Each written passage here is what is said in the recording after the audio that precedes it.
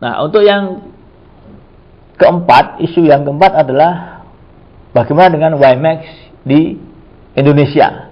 Kalau kita sebelumnya melihat beberapa implementasi WiMAX di negara lain, kita akan coba di Indonesia.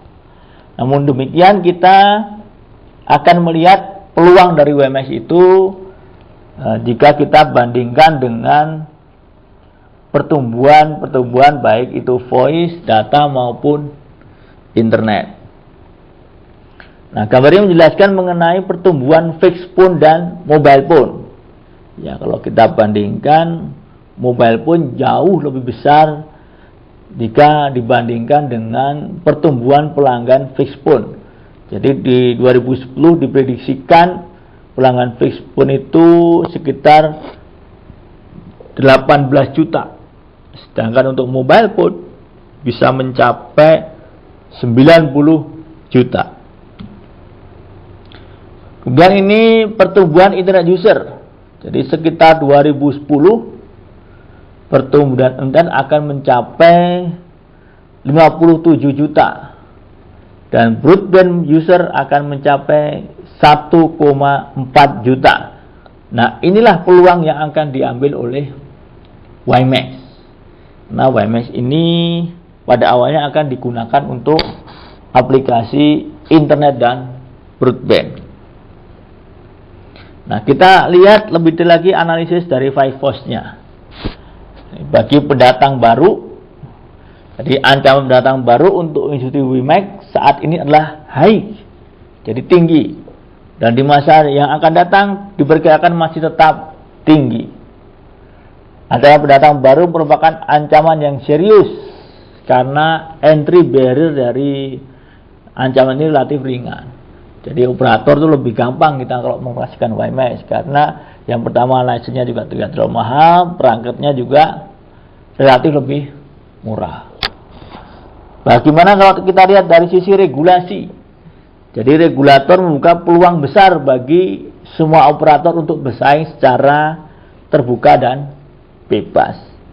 Karena seperti kita ketahui bahwa Indonesia nanti akan dibagi 14 zone dan tiap zone itu bisa 7 atau 8 operator, sehingga bagi regulator juga sangat membuka peluang untuk kompetisi. Kemudian ancaman produk substitusi. Nah, produk substitusi untuk industri broadband wireless access WiMAX adalah wireline access, jadi kabel melalui teknologi ADSL. Bisa juga menggunakan kabel modem, HFC maupun metro access. Di samping itu, ancaman juga datang dari sesama teknologi wireless. Bisa datang dari 3G, bisa datang dari Wi-Fi. Jadi poinnya di sini bahwa untuk menggelar broadband tidak hanya bisa melalui WiMAX, tapi bisa melalui teknologi yang lain. Bagaimana kalau kita lihat lagi posisi tawar pemasok? Jadi posisi tawar vendor.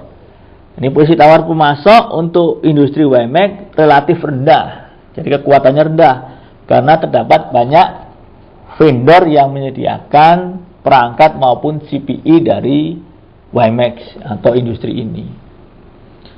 Posisi tawar pelanggan, kita lihat. Posisi tawar pelanggan boleh dikatakan relatif tinggi. Jadi sangat kuat ini pembeli. Karena pelanggan dihadapkan pada banyak alternatif operator yang menyediakan layanan broadband wireless access sejenis WiMAX ini. Nah, kalau kita simpulkan dari analisis FiveFox ini, jadi analisis struktur industri relatif tinggi. Jadi persaingan sangat ketat. Namun demikian, bisnis ini masih cukup atraktif, cukup menarik. Ini bagaimana kalau kita lihat lagi peluang WiMAX di Indonesia.